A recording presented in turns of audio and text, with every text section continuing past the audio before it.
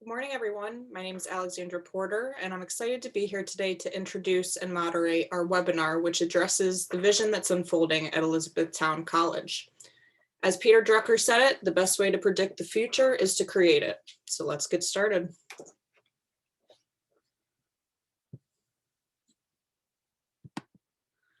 I'd like to take a moment to introduce our hosts. We have David Porter, who's the author and founder, president, and CEO of Porter Caw Consulting.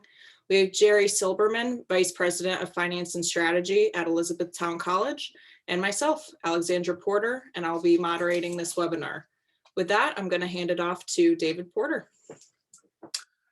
Thanks, Alex. Today, we really want to talk about the future of college and university dining and in a post-COVID period of time. Last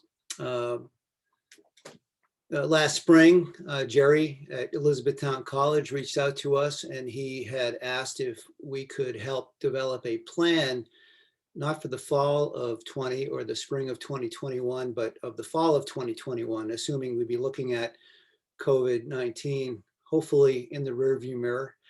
And so today we're going to talk about a process as to how we went about creating a vision or a set of strategies and solutions that lined up with Jerry's vision for the future of dining at Elizabethtown College and how to make the college experience even better.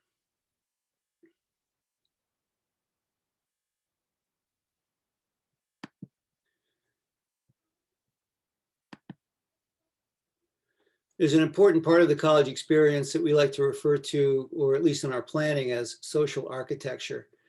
And I'll talk a little bit about what social architecture is, and we're going to give some examples of the intended consequences of that social architecture. And social architecture really is about the intentionality of developing strategies and solutions for dining in a manner that we can use dining as a very effective catalyst to create richer levels of student engagement, coming together more frequently on a day-to-day basis and throughout the week, throughout the year, so that we can intentionally take advantage of that tool to create opportunities that result in a more compelling value proposition. The dining program combined with meal plans in terms of the value of that, how students feel about that. Also making living on campus more compelling as it relates not only to housing, but just the whole aspect of community and building community and coming together and connecting. Obviously, food is a great catalyst for doing that in all kinds of settings and situations. And we've developed strategies that really help optimize that on a college campus, and in this case at Elizabethtown. Also to enrich student levels of engagement, again, to come together more frequently on a day-to-day basis, in some cases, and in this case, up to 24 hours a day, 7 days a week. Higher student retention. We know that there's a causal relationship between student engagement for an incoming freshman, how quickly they begin to make friends with one another, and the likelihood as a result of that, that they will return as sophomores increases as a result of that. Also higher acceptance yield rates, the number of students that actually enroll in your school once they've received an acceptance letter from you. On average, higher GPAs and higher graduation rates, and we can just kind of categorize that as student success in general. So I want to talk a little bit about the process that we went through on the campus to the process that we went through after Jerry brought us in to really address these issues and these problems to create this vision for the future. So Jerry, have you joined us? I have. Good morning. Hey, Jerry. Hey, before I get into the process, I was just kind of giving a little background to, what the initiative was here initially and really looking to develop a vision for the future at Elizabethtown College in terms of what role dining could play or should play, and really more basically, what should dining be on your campus? Do you have any insight you'd like to share with us as far as how that got started? Oh, yes. So I So we've been working on a number of challenges, as many of our colleagues have across the state and across the country, whether it's a pandemic, whether it's our current new higher education enrollment environment with all the increased competition and online competitors and everything else. Um, I had seen what improvements to dining though has done in terms of student success in our in a previous position. So I did not want that particular service offering to go unaddressed. So we have done some good things with dining, but I knew bringing in Porter Cow would actually provide us with some different perspectives in terms of improving that operation even more moving forward. And as a result of the process and David and his team and working through all of the opportunities and maybe some of the challenges that we have with dining, we got just what we intended. You know, we have a roadmap of potential that would really elevate dining because I think that sometimes dining is viewed as a service that you just need to provide. Maybe you want to make some money off of it in order to offset operating budget expenses. But I've seen it become so much more, you know, a driver of student recruitment, supporting student retention. So that's why we wanted to engage David and his firm in taking a look at our services. Right. As Jerry had mentioned, we had had some experience at a previous position that Jerry had on a campus where we went through a similar process, different situation, different, challenges, but ultimately those objectives that Jerry described were the same. It's just how do you get there on your particular campus? You know, one of the biggest questions that we get is, what is the future going to be and how is it going to change? And one of the tools that we use is our face-to-face. In this case, we're now using Zoom for these meetings in many cases, although we're certainly comfortable going to campus, taking the proper precautions. But Zoom has provided a very effective, direct, simple for all parties involved platform to conduct these face-to-face stakeholder interviews with folks in administration positions, in dining, housing, admissions, enrollment, res life, and business services. And one of the more important questions that we like to get to now with the whole COVID is when schools are asking us, what could it be? What should it be? One of the important higher level questions that we like to ask is, what do you project your enrollment to be? What do you project your housing occupancy to be in those years? We certainly know there's some uncertainty, but I think it's safe to make some assumptions that there will continue to be a demand for this and for students living on campus and having the college experience and benefiting from the community and the social aspect of that college experience. But Jerry, you shared with me some interesting information about your campus when all of this was, I guess, for lack of a more scientific way to say it, hitting the fan in the spring and over the summer about the uncertainty of the fall. You mentioned you had given your students the option to live on campus or not live on campus. So what kind of a response did you get from your students at that point well, I guess we're in the thick of it now, but even when we were in the thick of it last July? Yeah, that's a great question, and that was something that we were kind of on pins and needles sending out to our entire student body. But in the end, we determined that for us, our student health and safety was the driving factor. So we wanted to make sure that they were comfortable in whatever educational environment that they chose. So when we did send out the survey, we had 70% of our students select face-to-face instruction, and that was about we historically have about 80% who live on campus, so that dropped down to 70%. But given everything that was going on, we were delighted with those results, and we were able to accommodate nearly the same size. I mean, a drop in 10% is significant in terms of housing students and feeding students on campus, but it was really it really showed that students want that social interaction that you can get some of that over Zoom, but it's not quite the same as it is in face to face. Right. And as far as students not only wanting the in-classroom experience, you can live off campus and have an in-classroom experience, but what kind of interest did you get with that survey in terms of students wanting to live on campus and on-campus housing versus off campus at home or in an apartment, Jerry? Yeah, it was 70%. Wow. So, yeah, 70. So that was higher than we thought it was going to be, because you hear a lot about students wanting to do whatever they can to reduce the cost of their education. And we do have a 4-year housing requirement here, but we waived that during the pandemic. But even so, 70% of our students chose to live on campus and participate in face-to-face instruction. Right. That's great. And that's really good information to have in terms of, does this provide us with any indications once we hopefully in a year from now, or hopefully a little bit sooner than that, start to put this crisis in the rearview mirror in terms of the interest in students wanting to come back to campus. So that was a pretty good sign in terms of the on-campus residential life experience opportunity. So as part of this data gathering, and we did focus groups with the stakeholders, we also had some focus groups that we did with students in that previous slide in terms of the face-to-face Zoom meetings.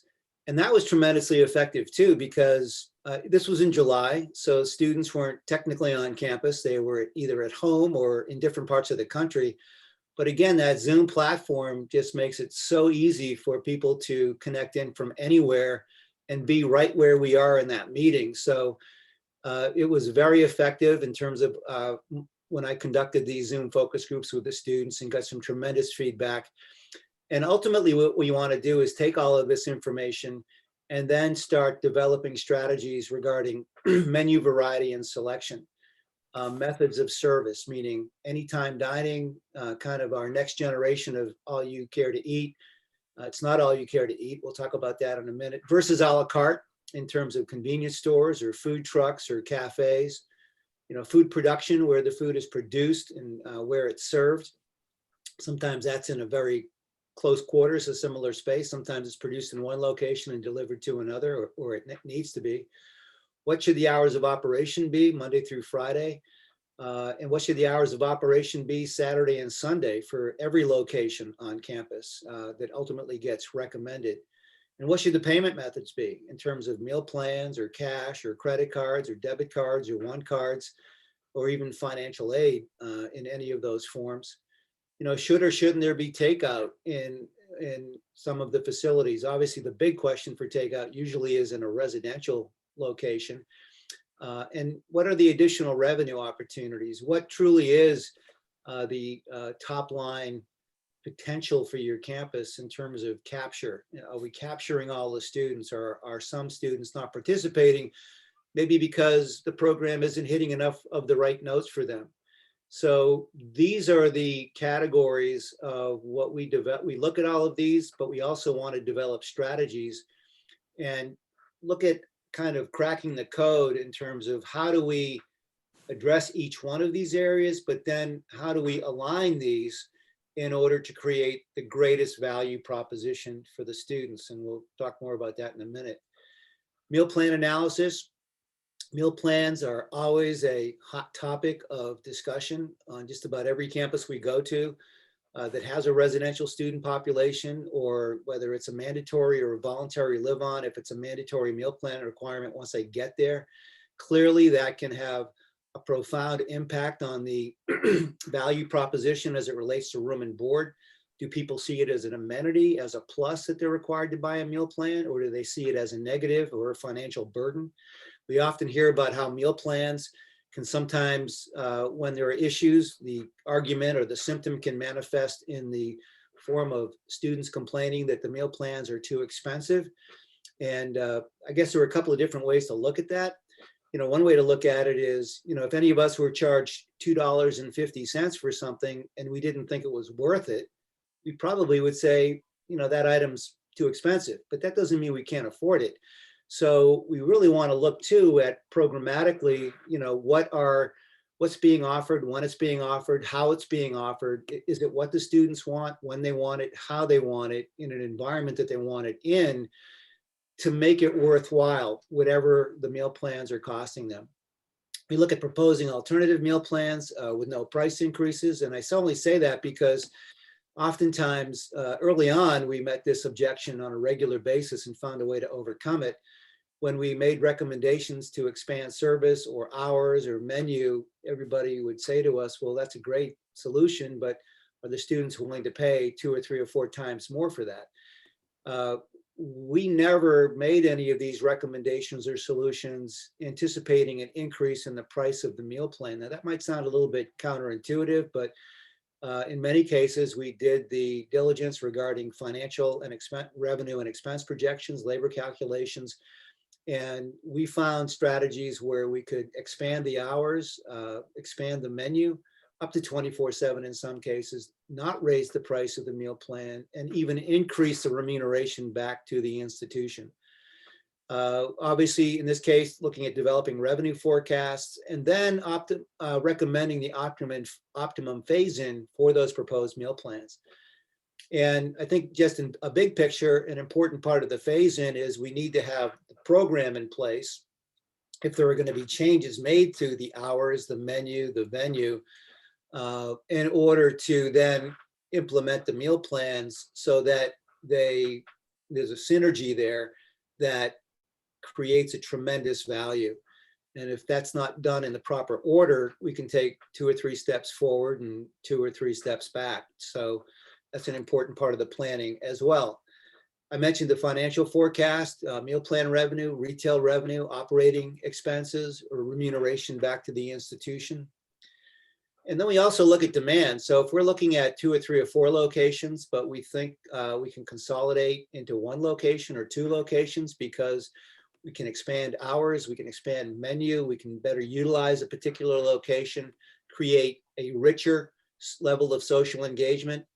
Again, one of those really important guiding principles that we live by is how do we develop and present recommendations that will result in students having a richer level of student engagement more frequently on a day-to-day basis. Clearly, that's easier to do in fewer locations with more students coming to those locations than it is to do in adding locations and diluting that level of student engagement. But when we do this, we look at demand, what the demand is going to be projected for a particular location or locations, how that translates into square footage requirements, which is obviously a big deal because square feet equal capital cost in terms of what it may or may not cost to make any of these changes.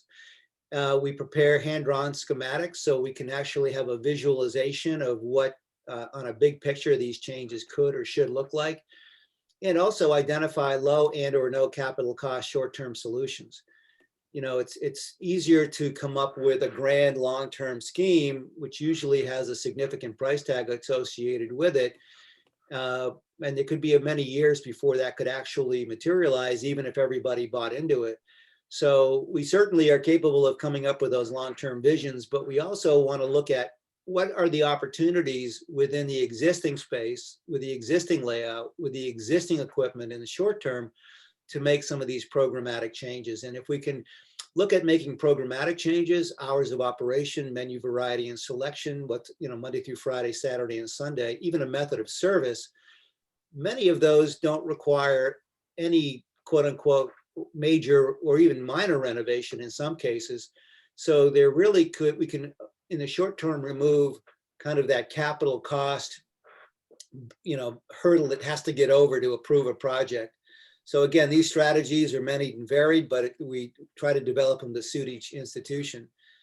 And then, as we did with Jerry, we have what we like to characterize as an interactive work session where we present our preliminary findings and recommendations. And again, thanks to Zoom, prior to February of 2020, we would always do those in person for all the obvious reasons. I guess necessity is the mother of invention, and we've been doing those over Zoom for the past 8 months, and they've been extremely effective, as it was in this case too, presenting to Jerry or however many people want us to present to, and getting feedback. We're asking for feedback or questions during the presentation, but also subsequent to the presentation, getting written feedback so we can adjust accordingly if there are capital cost, concerns or issues or short-term barriers or hurdles, as well as political.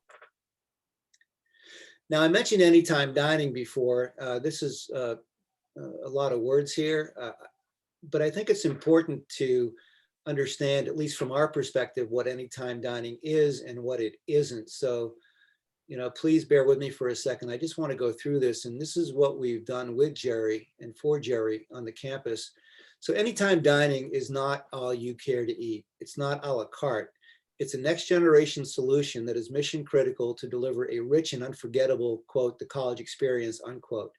It can be the centerpiece of a successful freshman experience and a high quality residential life program, and fosters the highest levels of student engagement and student academic success.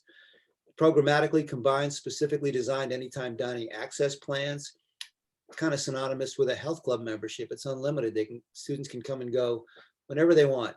Granting all access privileges to a student engagement commons designed to encourage students to serendipitously connect and socially engage with one another, relax, network, play, study, collaborate, problem solve, and recharge themselves and their devices, plugs everywhere, in a safe, wholesome 24/7 on-campus environment.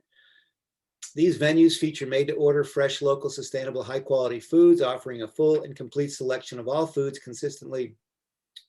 constantly and consistently throughout all 24 hours a day, 7 days a week, if it's 24/7. It can be 18/7, it can be less than that, but we can still have anytime dining in a number of different time segments. Students enrolled in anytime dining may come and go as they please, choose and eat as much or as little as they choose. 24/7 anytime dining is the only next generation approach that completely eliminates food insecurity for all students enrolled in a dining plan living on campus, guaranteeing them unlimited access to the student engagement commons. And they will never run out of food or money to pay for food before the end of the semester, and they'll never have too much left over at the end of the semester. Anytime dining participants will never have to be insidiously taxed by, again, having to supplement or add money. And that's not even just before the end of the year. That can be during the year when, let's say, kind of an old school approach could be more limited hours, with a breakfast for a couple of hours, lunch for a couple of hours, dinner for 2 or 3 hours. Maybe it's closed between meal periods. Maybe it's just, limited quite a bit. But if the students can't get what they want, and now with the proliferation of delivery apps, DoorDash, Grubhub, Postmates, there's a ton of them. At the click of their finger, they can use that to get food to meet their needs if they can't get it on campus. And usually when that finger clicks, it goes to mom or dad's credit card or their own.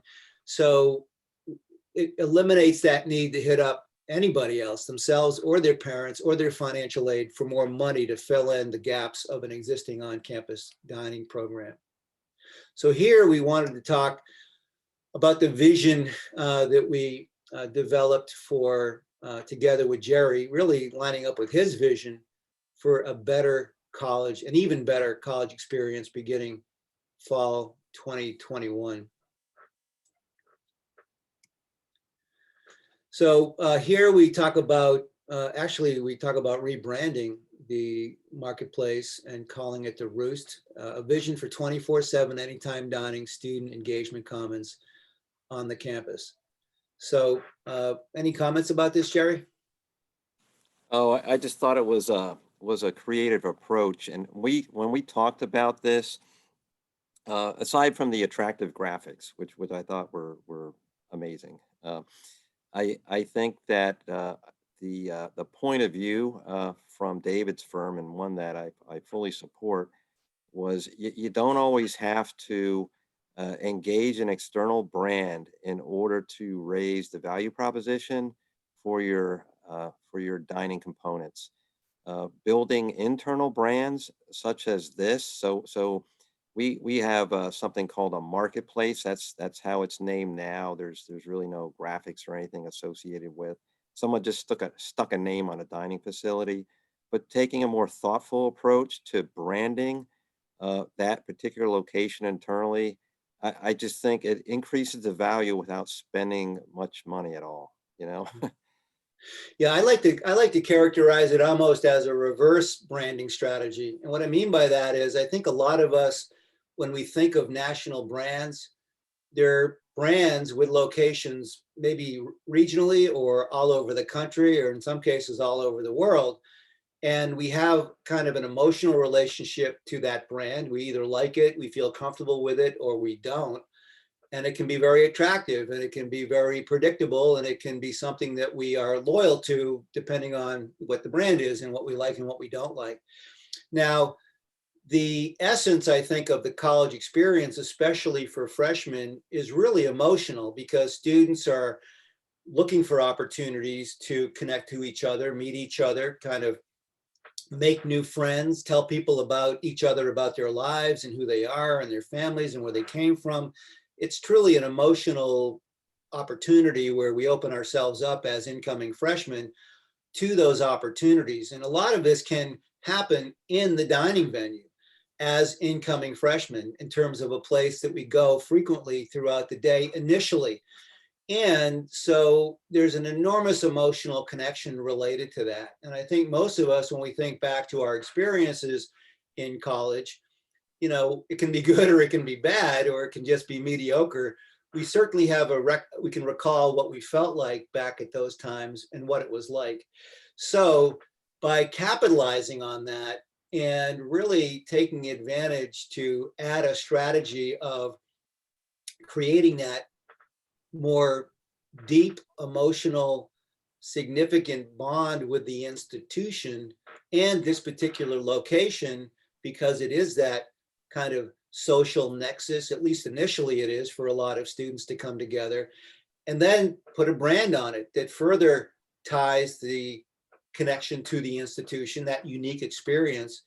And not only in the very short term does it's identifiable, it's very positive as it relates to the school, it has meaning.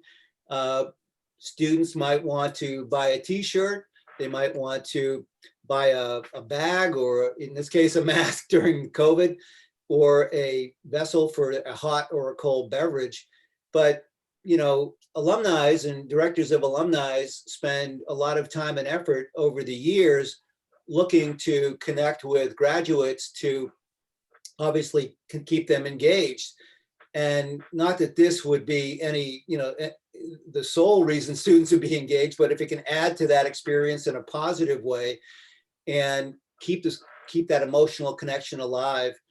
And when these students become mom and dad or grandma and grandpa, and their kids go to the school and maybe there's a legacy there are these artifacts that really mean something. So it's a tremendous opportunity. We really don't see schools taking advantage of it. And working with Jerry, this was pretty important to him. So we're grateful to have had this opportunity. And the next few slides are just to show the level of quality and the level of value that will be conveyed in the Roost 24/7 as the decision makers led by Jerry at the school when they decide to begin to implement this. But I mean, we're talking about a high quality experience here, not just in terms of the venue or the facility or the institution, but the food. We show these pictures because I think a lot of us have this mental recollection as to what cafeteria food was, at least for me, back in the 70s when I was in college, and most of people do in the 80s or the 90s or whenever. So we want this to be the next level. Meal plans are not inexpensive. Living on campus isn't inexpensive, but I believe that the price becomes less of an issue when the value becomes more profound. And that's exactly what our objectives are here. So whether it's burgers or authentic, now it doesn't have to be New York pizza. We just kind of created that little logo just as an example, but students seem to be very concerned, as I think we all are, about authenticity. Is it a quality, authentic product? And there's no reason that an institution, whether it's self-op or contracted, is in any way limited from delivering a higher quality product. And that's what will happen here. The same with the deli. Again, it doesn't have to be a New York deli, but in terms of a quality experience with a variety and selection that's consistently available. And it doesn't take much to figure out what we're trying to accomplish here. I mean, Chipotle is extremely popular today. It really wasn't a thing 20 years ago. I'm not even sure Chipotle was in business 20 years ago or 30 years ago, but it's a big deal now. And in some cases, it's the #1 or #2 location that students indicate on our surveys, at least up until COVID in February, where they would either go for food during the day or have it delivered off campus to them, which again is a click away with a DoorDash app or even with a Chipotle app. But these ingredients, folks, aren't rocket science. Guacamole, cheese, corn, salsa, beans, and rice. There is absolutely no reason that if this is a very popular concept, we couldn't or we shouldn't make this available on a regular basis in the venue. And the same with wings. We've had institutions that have said to us they want to put a Buffalo Wild Wings on campus. Well, I mean, most students aren't of legal drinking age to begin with. Maybe some seniors are, maybe a few juniors, seniors, grad students.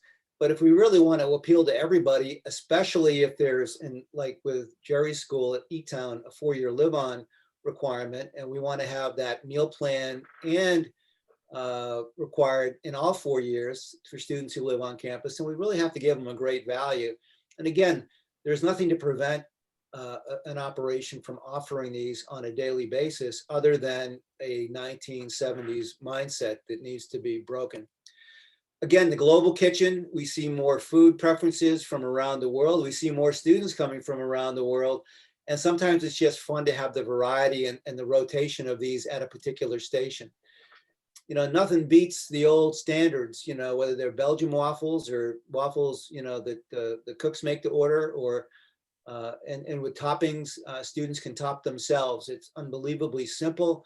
It's very inexpensive as compared to some other things. And it's a nice, not only treat, but a nice basic element to have as part of a menu 24/7. Desserts, smoothies, milkshakes. Again, these students are paying $4, $5, $6, in some cases, some schools, $7,000 and more dollars a year. So the idea that, you know, because it's residential dining, it should or shouldn't be available, you know, that doesn't really fly with us. And it doesn't fly with what we're seeing these students actually do when we ask them what they do on and off campus. You know, smoothies are a funny thing. It's amazed me as a consultant that over the years, and I've been doing this now for 30 years, how popular smoothies remain. I'm going to qualify this in residential or these anytime dining venues. They seem to be a real challenge to make work in a quote unquote smoothie stand or cafe, or, you know, something in the rec center or something at a different place where you're just selling smoothies. I don't hear too many success stories, but when these are offered, and in many cases self-serve, which of course is suspended now during COVID, so it's got to be staff serve, but when this COVID passes, we will go back to self-serve. Students find it very popular, and I think they kind of just like making their own smoothies, and they can certainly do the same with milkshakes and have those ice cream opportunities to scoop their own ice cream and make their toppings, again, post-COVID. And it doesn't have to be Chobani, that's a brand, but to have yogurt bars with different toppings and fruit, you know, fat-free yogurt and regular yogurt and different flavors, again, very popular with students. And their ability to customize it is as equally as important. I mean, salad bars, fresh fruits and veggies, they've always been a staple. And now plant-based, gluten-free items. These are more prevalent today and more in demand today than ever before.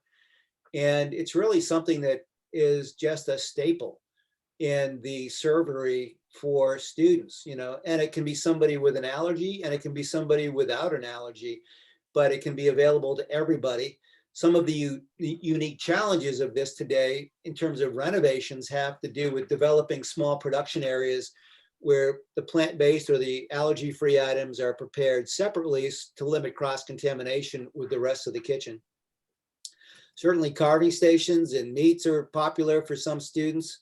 Healthy options are big. This is all going to be part of, this is part of the strategy for the Roost, made to order stir fry, pasta, and premium coffee. It's nice to put a brand in, whether it's somebody making gourmet drinks as part of an anytime dining, or an espresso machine. Maybe it's a Starbucks machine where a student can make their own selections for espresso, Americano, lattes, and brew their own coffee. And again, we mentioned desserts, smoothies, weekends, having a nice brunch, having something very positive to look forward to on weekends, on Sundays, and even Saturdays as well. It's a great time for students to get together if they're living on campus, because it's very, very social. Now, when we talk about 24/7, we have a midnight to 7 a.m. period of time. And this is an example of, I mean, it's kind of called home kitchen. Different companies call it different things. It can be your kitchen, my kitchen, home kitchen. This is an example of one with one of our clients in Vancouver, British Columbia. But this, we proposed this and designed this so students can basically, it's kind of a do-it-yourself station. And this is really handy for a couple of reasons. One, some students like coming down and, making their own stir fry, making their own eggs, making their own omelet, maybe their cereals, take the different ingredients. But it also is very labor unintense. There needs to be a staff person to keep an eye on it and keep it stocked and replenished, but the students really do the work. And for a slower period of time, midnight to 7 a.m., to have something like this available. And it also is very popular during the day as one of the potential platforms. It's a great strategy and something we've talked about implementing. So we have all of these different brands. And we're also talking about reimagining the menu cycle. I've characterized it as a 5-year fixed, where you have the pizza, the deli, the custom X, the wings, the smoothies, the plant-based bar, every day, every meal, lunch and dinner. Now that sounds a little contrary to how it used to be done. Certainly flies in the face of how cycle menus were developed in the 60s and the 70s and 80s. But guess what, folks? This is 2020. And there are lots of more options for students, and exponentially it's easier for them to get their needs met, especially with delivery and these electronic platforms on their phones and computers. And I've often said the game's changed. If we don't meet their needs, somebody else will. And just really quick, if how many days a week does Chipotle not have those menu items available? How many days a week does Domino's not have a wide variety of pizza and their other choices available? How many days a week does Subway not have a particular line of sandwiches available when they're open? So if we want to use those competitors as a low bar, and we're going to develop a better program than that, then an important part of making this available and making it consistent and predictable for the students is just that, having it available to them and letting them choose where and when and how they want to meet those needs. So we really want to transform this into more of a social experience of coming together, as opposed to just a place to go and eat and then leave. And Jerry, how do you feel about those opportunities to create equally, and in some cases more of a social experience that has food, as opposed to just a place to go and eat? Oh, that's really really important, because the social aspect of our dining venues, um, more so I guess before COVID, but even now, we've set up our venues now to be safe during COVID, and students, they flock to those spaces because they want to be together.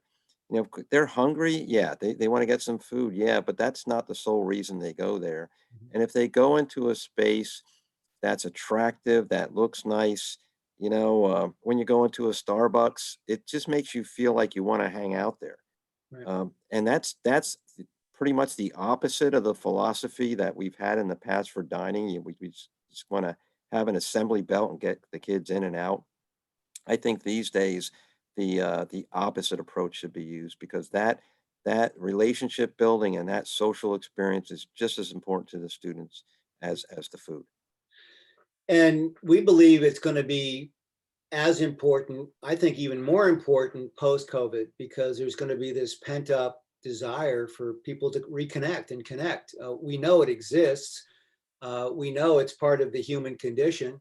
in many cases, that's what's getting a lot of people into trouble right now with the virus, is that they want to either throw caution to the wind and get together anyway, whether it's a small or a large group, or, just the limitations that a school places on the students being able to get together because of their concern of, the safety of the public health safety of the students.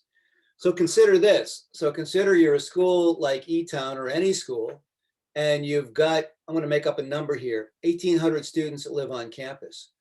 And you've got 1,800 students that are required to buy a meal plan. And now that meal plan is the same price as it was the year before, but it grants them 24/7 unlimited access to, in this case, the Roost. And so, again, I use that to make it synonymous with a health club membership. So there are no points, there are no block meals. The student can come and go as frequently as he or she chooses to go there. They can get food, they can get a snack, they can be hungry. And when they get there, maybe they don't want to eat as much as they thought because they're not that hungry. Or maybe they just want to go and hang out with a friend. Or maybe they just want to see what's going on, because this venue is now as much a place to hang out with soft seating and plugs and other non-food amenities that makes it appealing to go there. We're going to talk about those in a few minutes. And in this same venue, there's a really robust selection continuously. No more, we're just going to go to a limited menu between breakfast and lunch, and a limited menu between lunch and dinner, and a limited menu after 7 or 8 o'clock at night, if any menu, up until midnight. We're going to have a great selection. And so the student can basically come and go from this venue. If all they wanted, maybe they ate an hour ago, but their friends are there, and their friends maybe texted that they're having dinner, and they just want to go sit with them. Nobody's penalized financially for that. I mean, it really is the ultimate construct to create the most compelling value and reason. I think I referred to it in the book I did 7 years ago as a gravitational pull towards the campus, where historically there's been more of a gravitational pull to get your needs met off campus. We want to reverse that and make it more compelling to come in. And that ultimately is what creates, the magic that is that richer social experience. So some of those non-food amenities, and this seems obvious, I'll tell you what, I'm still surprised at how many schools I go to today where they might have Wi-Fi, but it's not strong, or there's not good broadband, or it's kind of spotty. But that's kind of a given in terms of having strong Wi-Fi. A couple of years ago, there was a writer, I think in the New York Times, who said the number one problem that freshman students have when they arrive on campus is loneliness. And one of the strategies that they said they were using back then was to make the Wi-Fi more powerful in the common spaces in the residence hall versus their room. So they have to go to the common space to get a better connection. And as a consequence of that, maybe more students would be doing the same, so they get to have more of a social experience. Well, multiply that exponentially and add about 100 zeros to it in terms of what the experience is like and what we're describing here and developing with and for Jerry for the potential future of the Roost. Also outlets in this day and age, I think for any of us, let's just say it's 11 o'clock at night and we have one click left on our phone in terms of the battery and we're hungry. My money says that wherever we end up going to eat, there's going to be a plug close by or within arm's length. And that's why, not only for just pure convenience, but just one more reason to go to this venue to hang out or meet your friends, or maybe I'm just going to go charge my phone and serendipitously I bump into somebody I didn't expect to bump into. A lot of planners call it kind of accidental collisions, but they're accidental by design, which really creates a positive outcome. And also having the ability to scan documents or to print something at no extra charge as part of the this social engagement commons, previously known as the dining room for students. So if you want to encourage students to come over, whether it's during the day or late at night or even overnight and do some work, adding a few of these amenities kind of helps grease that wheel and get students out. And it's not a big cost to reduce some toner cartridges and provide some paper when we look at justifying, the value of this room and board or this meal plan proposition. We've had plenty of clients where there's been enough space and we've programmed in foosball tables, pool tables, and yes, pool tables. We've got a couple of examples in clients where we've done this, and it really makes it more of a great room. It makes it, again, helps keep stacking the deck in favor of making this a social experience. In terms of, we look at a home on a small scale with 2 or 3 or 4 bedrooms, we're looking at a home, on a grander scale with maybe hundreds or thousands of bedrooms. But where are those common spaces, or where is that living room? Where's the kitchen? Where's the great room that in all of our lives coming up through, and when we finally get to go to college, has been a central part of our social experience with family and friends at home. So this is really these students' home away from home. And it's their first place socially. I've heard some consultants at conferences talk about, our first, second, third place. And so most of us who are kind of quote unquote professionals, our first social place could be our home, is our home. Our second might be work. And our third could be, I don't know, a Starbucks, or, a Home Depot, or, a Whole Foods, or maybe there's another local market that we all like going to where we kind of see other people that we like to see. Well, for these students, I believe that this is their first place, because even though it's not where mom and dad is, it's where they are and it's where their residence is. So I think it's important to consider strategies based on what would this first place, what the needs of that would be. And that's exactly what we're doing. So the next important part of this is, look at, what is it going to be post-pandemic, and what do we learn from all of this? So some of it is to have the ability to pivot back and forth between self-serve and or pandemic mode and non-pandemic mode. Probably like the year or 2 or 3 after 9/11, I think we were all looking over our shoulders, wondering or worrying about another attack or another crisis happening. And probably the same will hold true once we get out of the weeds or the woods with this COVID problem or crisis, is that we'll probably all be a little concerned. Is something going to rear its head again, or come back, or have a delayed other wave, or who knows what? And hopefully it's not going to happen ever again, or at least not for another 100 years. So we want to bake in some kind of lessons learned from the pandemic. And one of them is the ability to move quickly and easily from self-serve to staff-serve. So we will go back to self-serve when we get out of this, but the ability to go to staff-served at these stations and design these platforms so they relate to one another, so we can leverage labor between them too, if we have to do that, so we don't have to significantly reduce the menu when we go to staff serve versus self-serve. Also, the extended access really is a great COVID strategy too, in that by spreading out the demand, and the students can come whenever they want throughout the morning or the afternoon or late night, the peaks won't be as high, and the opportunity will be continuous. And there will be times when it's a little slower in there. If students are a little concerned or have some trepidation about kind of getting back into the mix, they can go and they can sit by themselves or separate. And then as they feel more comfortable, come closer together. But this particular strategy really helps achieve that goal. I mentioned the flexibility, so we can pivot between self-serve and staff-serve. But the other option is the ghost option, or the option of having a ghost kitchen to help with the pandemic if something rears its head. Is, let's say we have a situation where we have to limit or eliminate for another short period of time communal dining. Well, it's important to have a mobile platform, the ability to have not only cashless transactions, but to order food. That's good during non-pandemic times. It makes it convenient, faster, easier, helps generate business, helps students skip lines.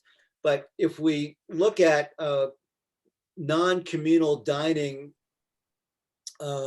requirement, students can still be in their res hall if there's a ghost kitchen operating at full tilt, and students have the ability to use this app, and the app is initially, procured in a manner that will permit this.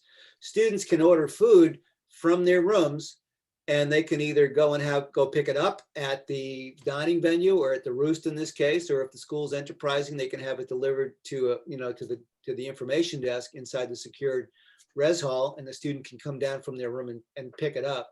So it really creates that nice ability to kind of move ahead and develop a robust full program, even better than it used to be, but also have the ability to pivot back and forth if necessary.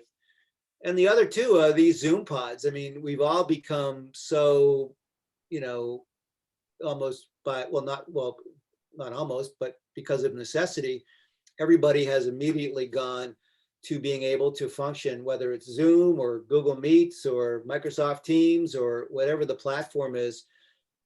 This is almost a universal norm right now, but I don't think this is going to go away either. It just makes it so much easier. So let's say we program this for the Roost. Students want to sit in there and hang out, to have TVs there where students can work, which is definitely a strategy that's been used for years. Maybe put a PowerPoint up there, something they're going to work on together, something they can collaborate on. But let's say there are, 3 or 4 students or 1 or 2 students that are in the Roost and they want to connect with maybe some students that live off campus or had to travel, but they're part of a class. They can connect this way. Again, doesn't matter where they are. Once they're connected, everybody's right here where we are in the meeting. Tremendously effective.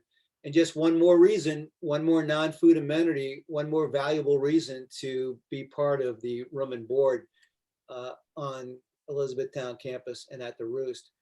Now, hand washing, I mean, when I was a little kid, my mom always told me to wash my hands before I ate. Clearly now with the pandemic, it's critically important that we constantly wash our hands, but to even add a station or 2 in the venue for students to do this. I mean, psychologically, it's a comforting thing, I think, to see for students. And just basically, if students want to wash their hands and there's an opportunity to do that before they go into the servery or before they sit down and eat, that's another value. And it's not that expensive. And again, it's one of those lessons learned from this pandemic. So ultimately, what we want to do with and for Jerry is to create his vision of an extraordinary college experience, for the students. And oops, excuse me. I guess I put that back up.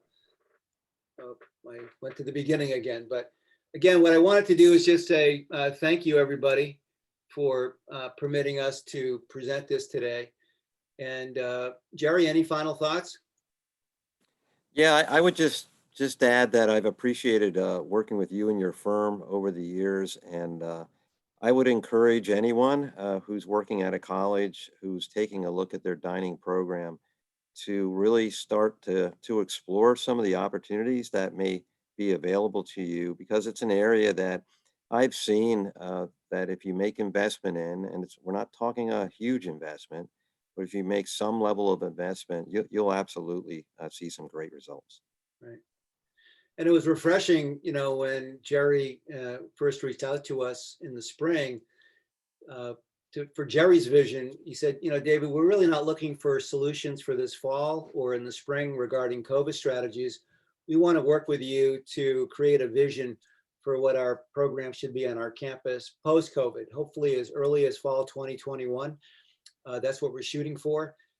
Could be a little bit later, but that's what we're shooting for. So to have the opportunity to create this vision with Jerry has been tremendous for us, and we really are grateful to have this opportunity to share it with everybody too. So any final thoughts, Jerry? I don't think so. I think we're good. Okay. Well, thank you, everybody. We will be sending out a recording of this to everybody who's registered and participated today and viewed this. If anybody has any questions, please don't hesitate to email either Jerry or myself those questions. We'll get answers right away. If you'd like to have a meeting with Jerry, a Zoom meeting to if you have any further questions, I'm sure if you reached out to Jerry, he'd be happy to figure out how to factor that into his schedule. And certainly I welcome the opportunity to do the same. So just want to thank everybody for participating today, and make it a great day.